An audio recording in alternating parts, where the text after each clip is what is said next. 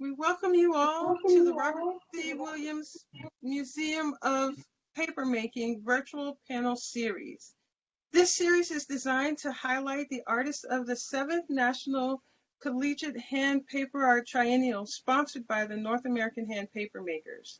I'm Jerusha Graham, the museum coordinator, and tonight we are thrilled to hear from these artists who have contributed to a wonderful exhibition. And now I'll introduce our first panelist, Melanie Mauro.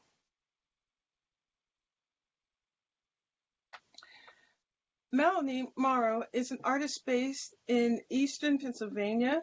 She holds a visual arts BFA degree from Cooper Union for the advancement of science and art, a painting conservation attestado from Studio Art Centers International, and a book arts and printmaking MFA from the University of the Arts.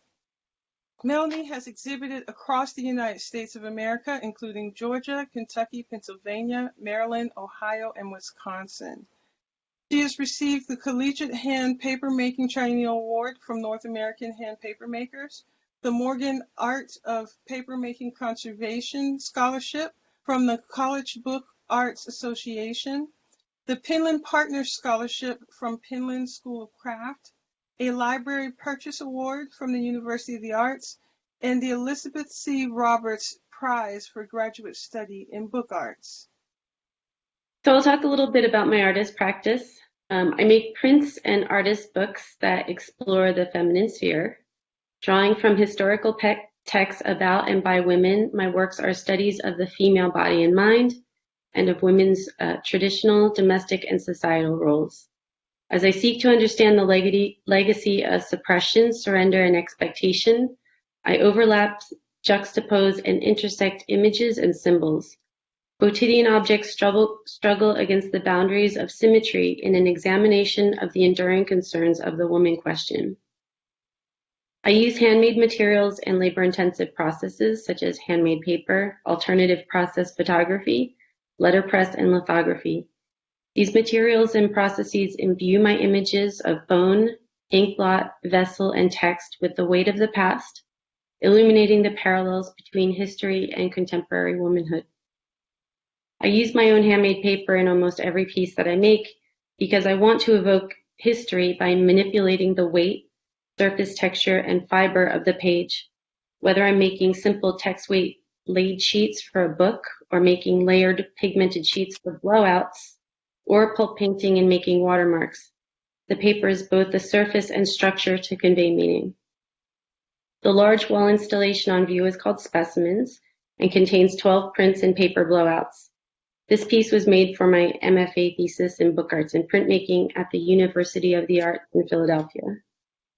The imagery is a mix of domestic objects, tureens, vases, chandeliers, cups, and bowls, overlapping ghostly symmetrical freeforms that evoke Rorschach ink blots. So bugs, butterflies, and human bones are X-rays.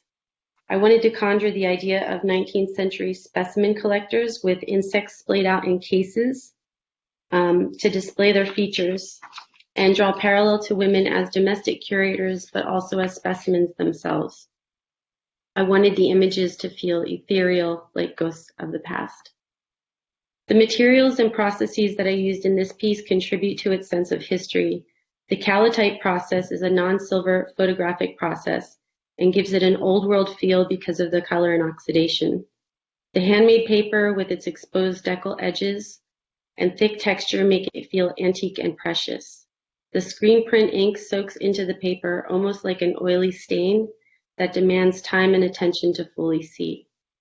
Although the imagery is layered onto the paper, the materials soak into the paper, so the surface texture is very present in the work. The paper blowouts are layers of cotton, abaca, and linen fibers that have a soft, ghost-like quality of their own.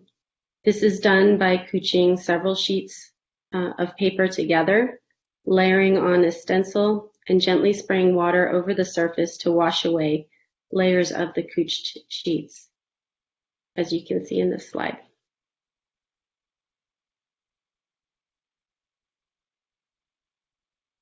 Sorry, I'm talking a little faster than when I practiced. This is a gallery view of my artist book, All Disease. It's an exploration of hysteria in women.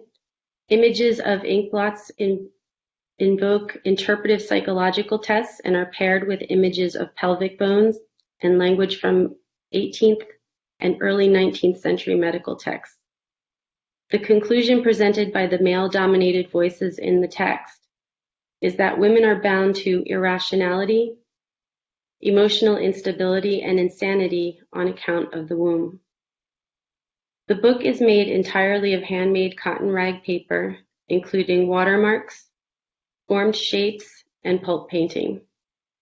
It has lithographs and letterpress prints. It is sewn on double raised cords and bound in quarter leather with hand-marbled sheets in an edition of 10. The symmetrical inkblot images are lithographed onto handmade cotton rag paper paired with letterpress pelvic bone images and text. The letterpress pushes into the surface of the paper so that its texture is visible through the page. Watermarks of small bone shards float across another page, revealing the lithographed image on the page below it. This subversion of the paper surface creates a dialogue between the imagery throughout the book and invites the viewer to consider what shapes the ink blots represent for them. Are they objects, internal organs, genitalia? The handmade cotton rag paper is made with a laid mold, and the book is bound with full decal edges. The watermarks are made on the same mold by couching a thin cotton sheet on top of an overbeaten abaca sheet. This overbeaten abaca gives a very translucent appearance to the small bone shards, the diamond-shaped pieces, so that you are looking through the surface of the paper. The center fold of this folio includes a formed shape with pulp painting. This was made by cutting and fitting a plastic board into the decal and then pouring pigmented cotton onto the couched form. The surface has an incredibly low relief, but the edges of the transparent abaca make delicate webs between the curves of the cotton shape. This is a gallery view of Curio, another artist book. Curio is a collection of quotidian objects that speak to the idea of woman as domestic curator and as weaker vessel. Images of household vases, cups, and bowls are paired with inkblot forms that evoke the trappings of middle-class existence. The text is adapted from the 1868 collection of articles Modern Women and What is Said of Them, and also Kate Chopin's novel The Awakening. Imagery and text are letterpress printed onto paper handmade by the artist, as well as lithographs, thermochromic screen prints, and handmade paper imagery. The book is sewn on single raised cords and bound in full alum-talled leather in an edition of 5. The process is the domestic objects print imagery is printed letterpress with translucent layers of ink onto thick cotton sheets. By overprinting with the same transparent ink, darker details and lines are created in these objects. They're then paired with free-form lithograph shapes that evoke the objects. The lithographs are printed on thin, transparent kozo, so the letterpress text or objects can be viewed through the surface of the paper. Cotton paper images couched onto overbeaten abaca also pair with letterpress printed images. The surface is both the image and the substrate. Green-printed thermochromic images are placed at the edges of some pages so that they change color from black to gray to white with the heat of the hand turning the page. This variation in surface color mimics the imagery of the lithographs, but also leaves the reader's mark, although temporarily, on the page's surface. And that is viewed on the right side of this slide. For my new work, I'm focusing on ornament and pattern in the home, and the last 2 images that I'll show these experiments with different types of fibers, pigments, and couching together layers of paper. Each ornament in this piece, like in letterpress printing, is pulp painted with stencils. I'm also layering translucent sheets and allowing bleeding of the pigment. These ghost images evoke history and time, interconnectedness between past, present, and future. I would like to posit that paper for me is not about surface at all, but about structure, layer, and support. Even though some of my work may be hanging framed on a wall, the paper is not just a surface for imagery, but a very slight three-dimensional object that embodies history and labor and conveys meaning in its own right. Paper is a labor, a sense of struggle, and a parallel for women's work. It is difficult, time-consuming, and ultimately a thankless craft. It is dismissed and overlooked and taken for granted, but it is essential, and this for me embodies the main idea of many of my pieces. Thank you. And now we're going to hear from Anela O. Anela O is a Boston-based artist who received a diploma with honors from Interlochen Arts Academy and a BFA from the School of the Museum of Fine Arts at Tufts University in Boston, Massachusetts. She has been a teaching assistant, studio assistant, animator, and a project manager for public art. O's work has appeared in the 2If by Sea Journal, Jumbo Magazine, Boston Voyager, and Tufts Now. She has exhibited in Georgia, California, Massachusetts, Ohio, Oregon, and Pennsylvania, and has received a Portfolio in Fine Arts Merit Award from the National Young Arts Foundation, a Presidential Scholarship from SMFA at Tufts, honorable mentions 2 years in a row for the Print and Paper Show at Tufts, and a Tufts University Dean's Research Award. Thank you all for having me here today on this digital platform in this new age that we're trying to work through together. I just wanted to start off by reading a poem from June Jordan. Poem about my rights. Suppose it was not here in the city, but down on the beach or far into the woods, and I wanted to go there by myself, thinking about God, all of it. Disclosed by the stars and the silence. I could not go, and I could not think, and I could not stay there alone, as I needed to be alone, because I can't do what I want to do with my own body, and who in the hell set things up like this? So that poem, as well as an essay by Evelyn White on Black women in the wilderness, were really the beginning point of my research on how nature has been socially constructed to exclude people of color in the United States.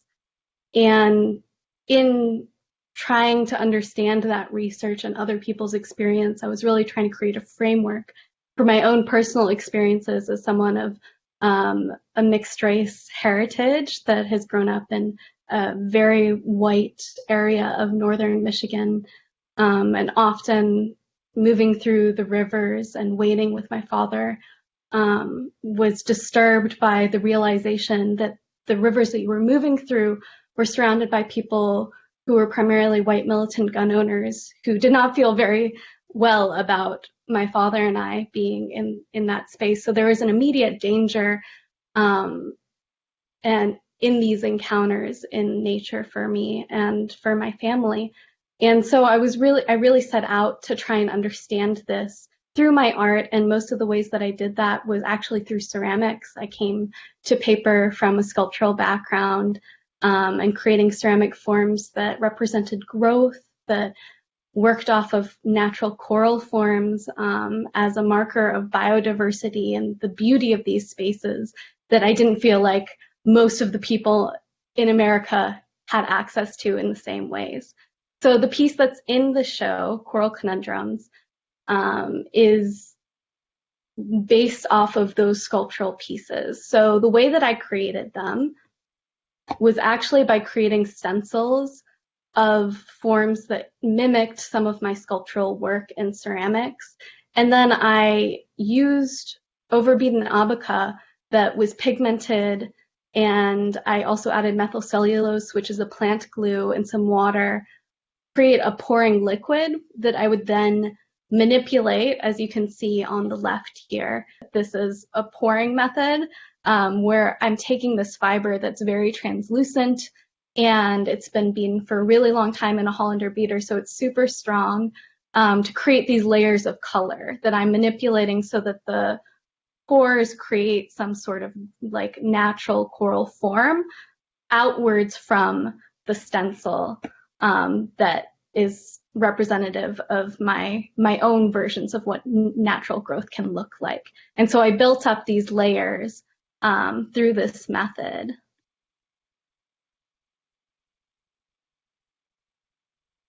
And that led me into thinking a lot about the act of pouring for me and using my body, especially as someone who's very short, and thinking about environments and creating an environment for other people to enter. So I started making much larger sheets of paper where I was forming a sheet in a vacuum table and then pouring the layers on that. And so that was about 7 feet. And at the same time, thinking about the relationship between those large paper environments and how those could also speak back to the ceramic work that I was doing at the same time. So I started working with my ceramic forms and pouring paper pulp, so that same overbeaten abaca mixture onto them. And in that,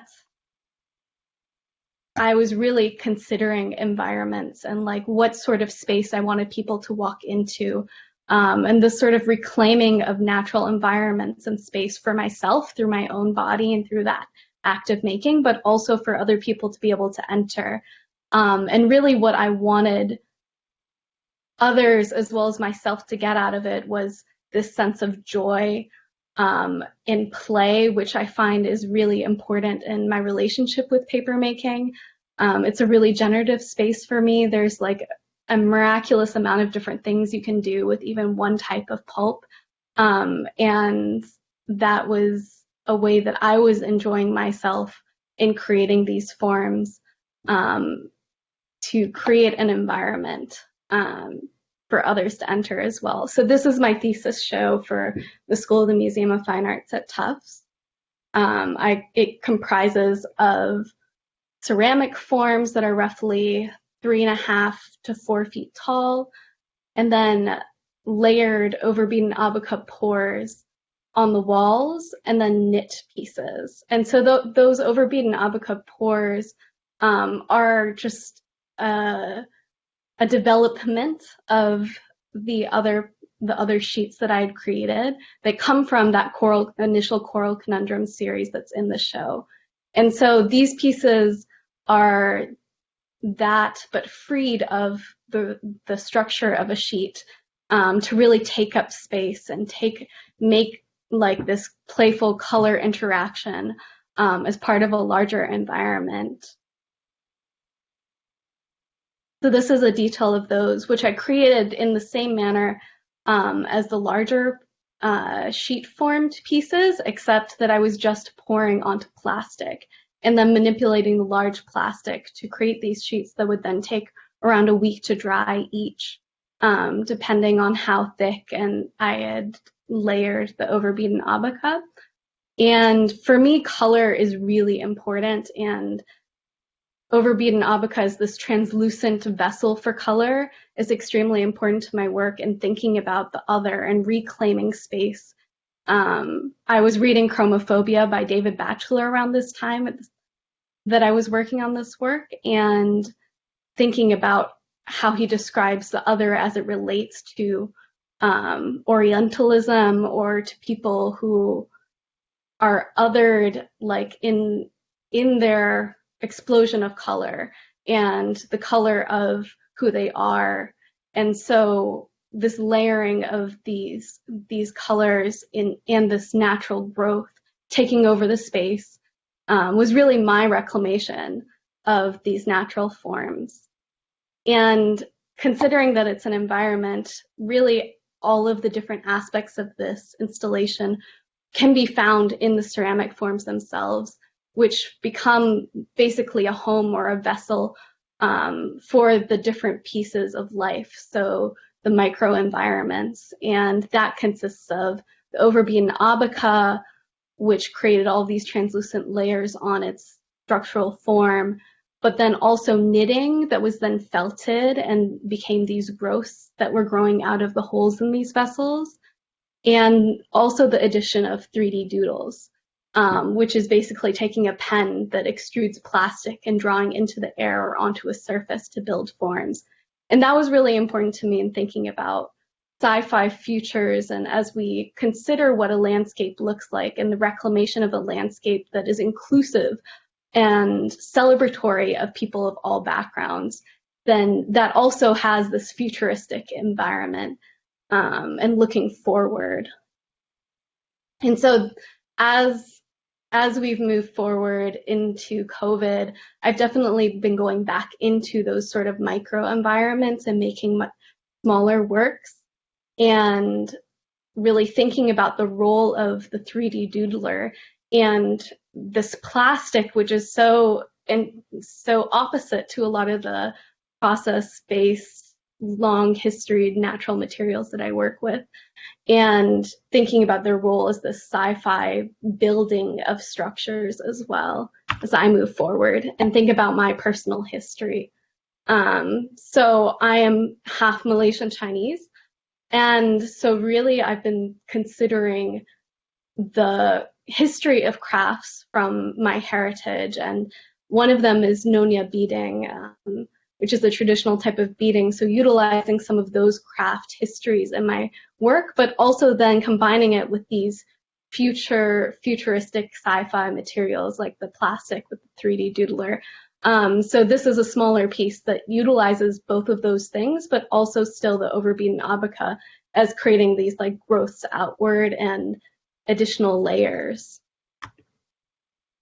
This is one of the most recent pieces that I've done, and it's all created from abaca sheets that I then laid out on Pellon and then drew with the overbeaten abaca and squeegee bottles to create these batik forms from the sarongs that I grew up seeing and the patterns of my own history. So really I've been delving into what those things mean to me and what really are the things that I grew up with, like as I'm trying to reclaim space, not just for myself, but others. But as someone who's mixed, it's sometimes hard to discern what exactly is your culture. And so really thinking about what are the ways that I can reclaim space and what are the ways I've encountered nature in my personal life and history. And batik forms are one of those things, as you see lots of patterns of flowers and butterflies and all of these leaves. And so overbeaten abaca has become this sort of bridge for me in my work to think about that color and to think about form, whether it's on a sheet of paper, whether it's part of it, where it becomes part of its own environment, or when it is freed of that form. And I am really excited to see where this leads in the future. Thank you. Thank you, Anela. We're going to move on to Michael Whitehead.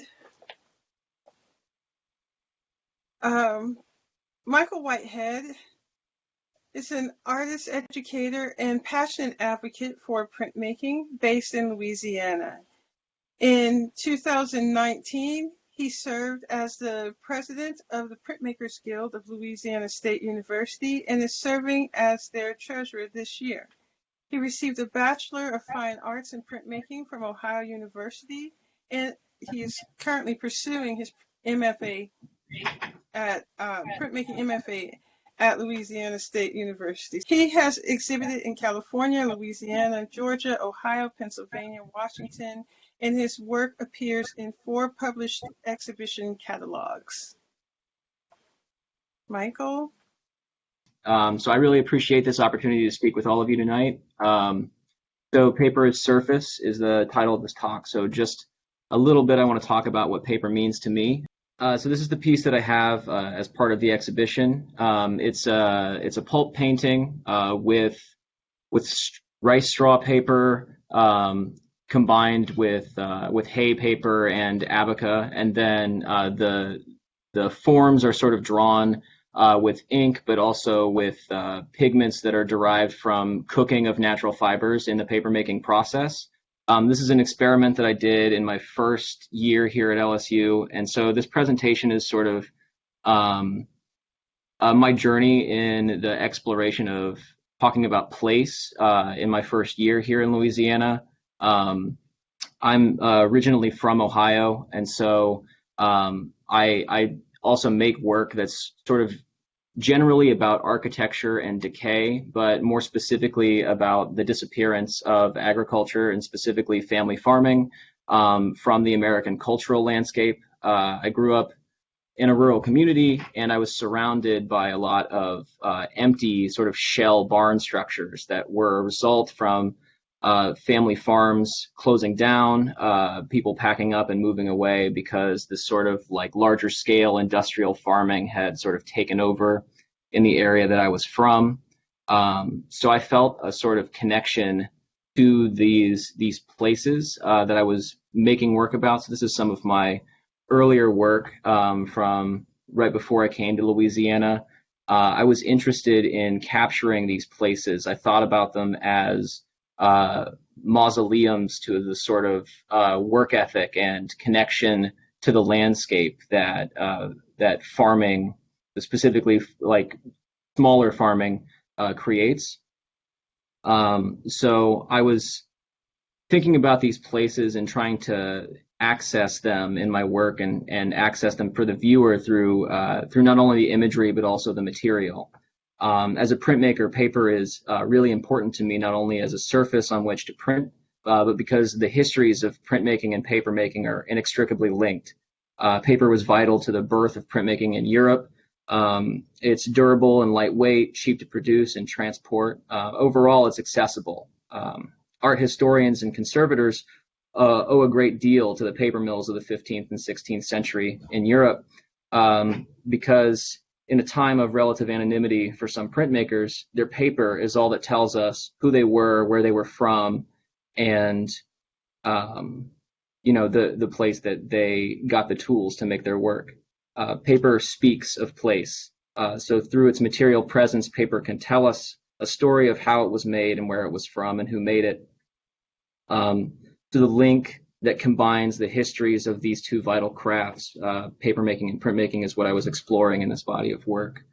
So I was making these architectural scapes that were trying to capture and describe the places I was exploring when I first got here to Louisiana.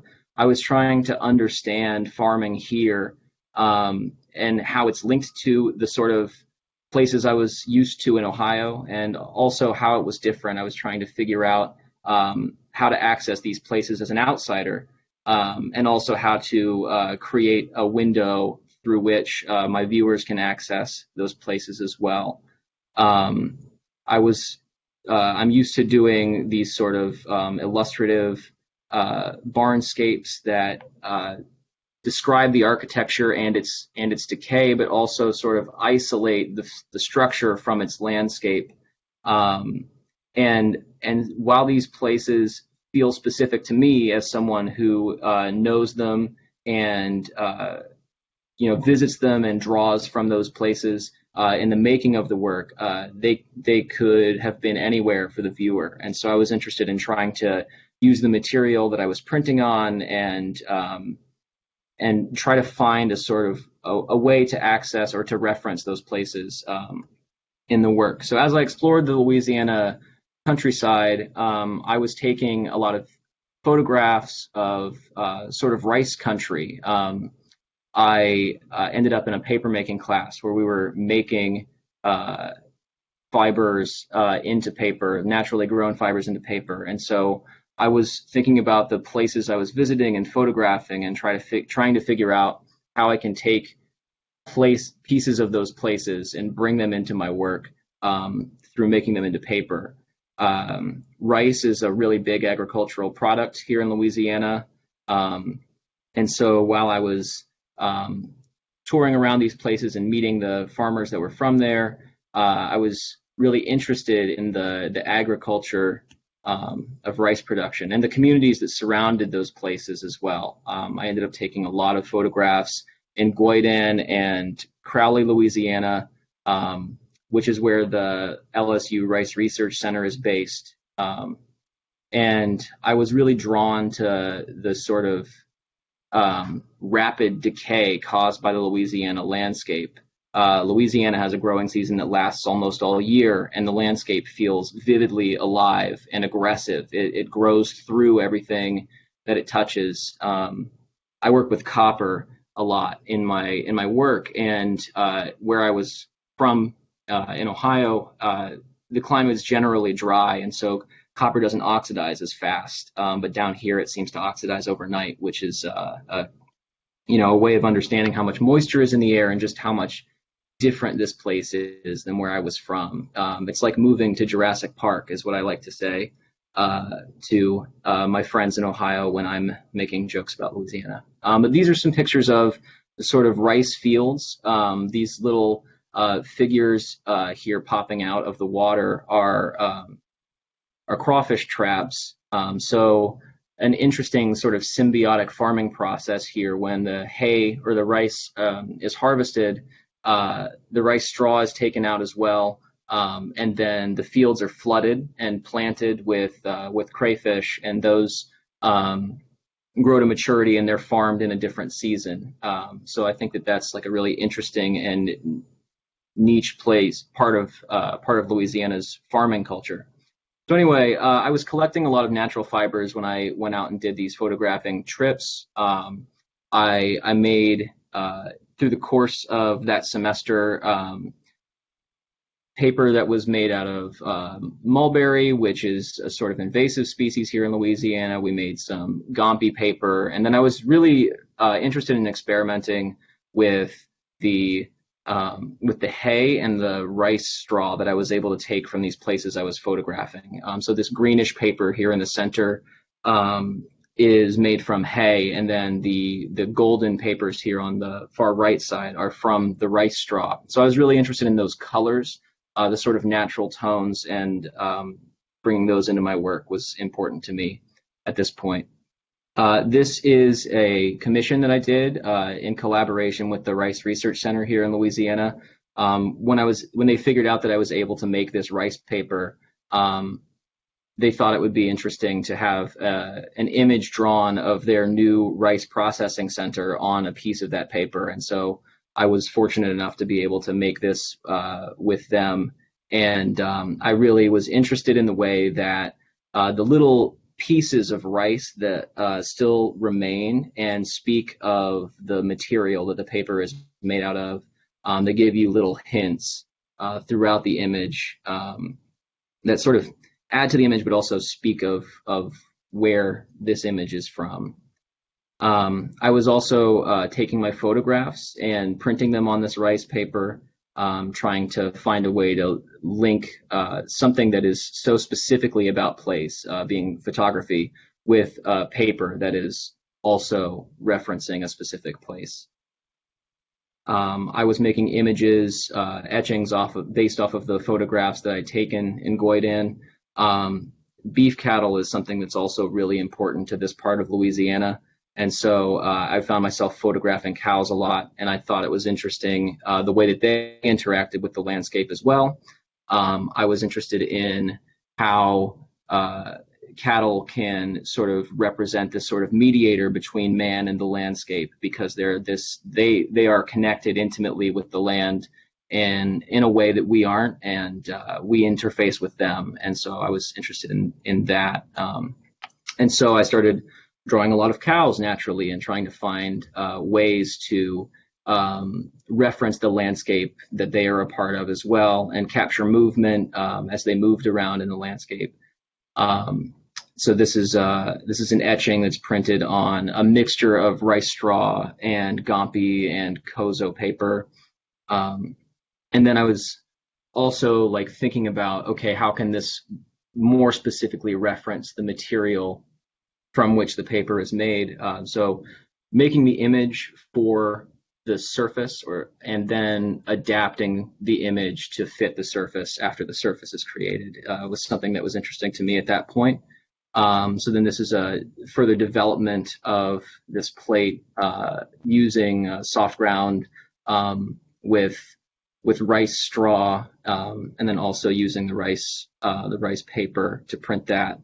I also had a lot of etchings that I wanted to experiment with. As I made more paper, I wanted to do more experiments to make these etchings feel like they referenced a specific place more. And so I had this etching, and I was trying to find ways to make it feel more like Louisiana, make it feel more humid, make it feel like it had been out in the Louisiana heat.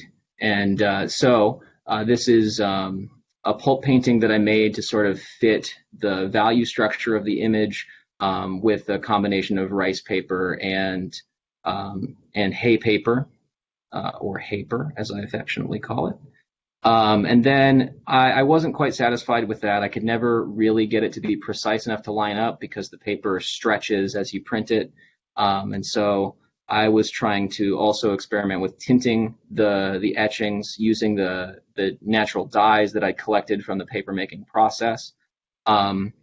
And as I was doing this sort of experiment, I was really interested in the watercolor-like marks of the pigment, and I was trying to investigate that further. And so I thought, what if I did a pulp painting and then just used the fiber and the pigment together to sort of make an image that is abstracted, that doesn't reference a specific place or a specific type of architecture, but maybe speaks more specifically about these kinds of places in Louisiana. And so that sort of experimentation is what led me to the creation of this work. And I really enjoyed working in this method because it was a sort of new way of thinking for me, adapting my imagery to specifically feed off of, well, making the paper to fit a specific image and then remaking the image to fit the paper. So it was a really successful set of experiments, and I really enjoyed working this way and working with this material. Yeah, so thanks everybody. That's what I've got. Thank you, Michael. Before we open the floor to questions from our audience, and you guys can put those questions in the chat. I'd like to ask the panelists if do you have any questions for your fellow panelists? If not, I've got questions. I just thought I'd give you the opportunity to talk to one another. One of the things that I noticed as you guys were talking were there's some connections. So Melanie had talked about the paper, the surface of the paper embodying that history of labor.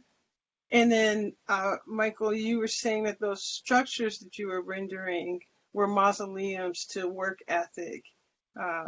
Just both of you, they're trying to capture that energy that's present. So I guess my question is, how much of what you're doing is about the finished product that you get, and how much of it is really about the process, just like physically going through that process that takes time and energy? I'll start. I think that for me, the process is part of the final work, so it's hard to separate the two. When I approach an artist book, for example, I'm really thinking about the history of the incunables and William Morris and how the Kelmscott Press was like reinvestigating incunables to recreate these, magical books. And I kind of want to do that myself when I work. And so I really do look for, making paper a certain way, but I also want to make it contemporary because I'm coming at it from a contemporary experience, and I want to try to use pulp painting or different fibers so that I can get different effects in my work. So a lot of it's experimentation and happy accidents. But the process is the whole reason why I do it. I just want to sort of echo that that I also do it for the process. I think that like in using these sort of older techniques that have this long lineage of history, you're able to bring aspects of that into your work, just in the act of doing the processes. But I also am interested in the sort of I guess like the sympathetic magic of like taking aspects of the landscape you're trying to reference, or taking just little parts of history or little parts of material investigation and bringing that into your work. I think that like, and then also the process itself, I think, brings power to the work because of how much labor is in it. I feel like the viewer can see it, at least I can see it, right? And that makes me feel good about the things that I make. Yeah. Anela, you talked about exhibiting is kind of granting access to these spaces that you're creating. And Michael, again, you mentioned paper being accessible. This something that you can, yes, there are special tools, but it's not out of the ordinary that you could make paper at home, or that there's an accessibility there. And so what I guess my question is, in terms of that accessibility, obviously, Anela, you are granting access into these actual spaces, but now that we're in COVID and you're making work and exploring, how do you see granting access or I understand what you're talking about, and like the ways that access has changed right now is really interesting. For me, like paper is also like not just about like the studio like accessibility and for people to be able to make it at home, but also like the tactileness. Like I think everyone can like come back to this idea of play and like wanting to touch things that they're not supposed to touch, or play in the mud. And I think paper really like is one of those things that evokes it, whether it's in the process of making it or seeing it and feeling like you can feel the textures because you know what paper is supposed to feel like in different forms because you encounter it in your world all the time. So for me, like a huge part of my practice is also like teaching paper, like in small workshops, in communities, to youth, to small children, just in my everyday life. And so for me, a lot of that now in COVID has been trying to figure out the different ways that I can do that, and the ways that I can help other people try and figure out how to make things and process what's going on in the world right now. Because I think we all desire like the act of making in this moment.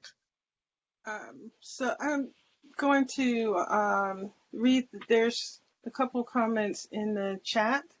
So for Anela, Mary asks, what was your process when pouring pulp over the clay? More closely, the firing process and the use of heat and glaze was the question. Yeah, so actually those pieces are just bisque fired, and then they're spray painted so that there's a color like behind the pores for them to interact with. And then I poured it on top of that as like a finishing surface treatment. But I also have been lately combining the use of like very drippy glazes that have more of a body to them, that slump over the surface of the ceramic form, and then combining that with the paper also after the fact, though. Very cool. Thank you. And this is more a comment than a question. Anne says that she really appreciates that the experimentation and play that all three of you are showing in your work. Which leads me to ask, Anela, you kind of showed us some of the things that you've been working on, but for the other two, like what's next? Michael, you said this was an experiment. Are you still working in this way, or have you shifted, pivoted to something else? Well, I have the extreme fortune to be in my thesis year here at LSU during this crisis, and so I have full access to my facilities, which is great, and all of that stuff. I am still planning to make paper and have that be part of my work, but I don't know that I will be working in the same sort of like making the surface and then responding to it with my mark sort of thing. I think I will probably explore that more in the future, but I think in my vision for my thesis work, I have to be more specific with the images that I'm. And Melanie? Well, paper making has kind of been put on hold for me because I haven't had access to the typical things you'd find in a paper studio. But I did start experimenting with working at home, and so I'm hopeful that it won't derail a big project that I had been planning for the past year. So I'm just now getting up and running with working on another artist book, and I'm going to try to make a much larger edition. So even though I like to experiment and let things sort of happen, I have to also figure out a way to edition those those accidents. So that's kind of where I'm going. Gotcha. And the editioning is an important part to you, to be able to do it in an edition versus just having a single. Oh yeah. Because if I only make one, then how can I ever part with it? I had one more question. How did you guys come to paper? Because I found out about paper really late in my undergraduate, like my last semester of my senior year undergrad. How did you guys encounter or discover, get started with paper? Anybody? It's open. Open. I actually I took a course in Japanese bookbinding, which led to Japanese paper making when I was an undergrad, and then it all just kind of came together. I was very much into making artist books, and then being able to make my own paper for those books and have that control was just incredible. And also, experimenting with different fibers and beating times and what that does to them. I mean, it just opened a whole new world. So for me, I transferred to the school, the Museum of Fine Arts, and we have these things called review boards there. And so you take all of your work from the whole semester, and you have a panel of professors that review the work. And Michelle Samore was one of the people that reviewed my work in one of my first semesters there. And she's like, you need to be in one of my classes. You need to take a paper class. And I was like, okay. But her classes were full for that first year. But I was really lucky to have her for most of my time during undergrad. And she, I think, has now left. But yeah, thanks to her. And she took a lot of the photos in my presentation. I started in undergrad as well. I was fortunate enough to be a studio assistant for Mary Manousos. If anybody's ever seen her work, she does a lot of pulp painting and printing on top of it. And so I was introduced to it through her. But then when I came to graduate school here at LSU, they had just this gorgeous paper making facility. And I was like, well, I have to make paper because it's such a big, they have a giant beater here. So I was like, oh, I have to make paper here. So if anybody's looking for a graduate school, LSU's the place. Hey y'all, I have a question. Can y'all hear me? Yes. This one's directed at Anela. First, thank you to all of y'all. But I'm also really fond of like paper sculpture, so seeing what you're doing with those giant sculptural forms is amazing. I was curious, actually. I think you mentioned like a biracial background, and I don't know if you're keen on like speaking on that, but I was wondering if like how you like approach that, or if that makes it into your work, or I don't know if you could elaborate on that. No, I think it really informs everything that I do in trying to like seek this connection and understand myself more, but also like you live with lots of things when you're bi or multiracial. You have to live with a lot of different realities or different worlds.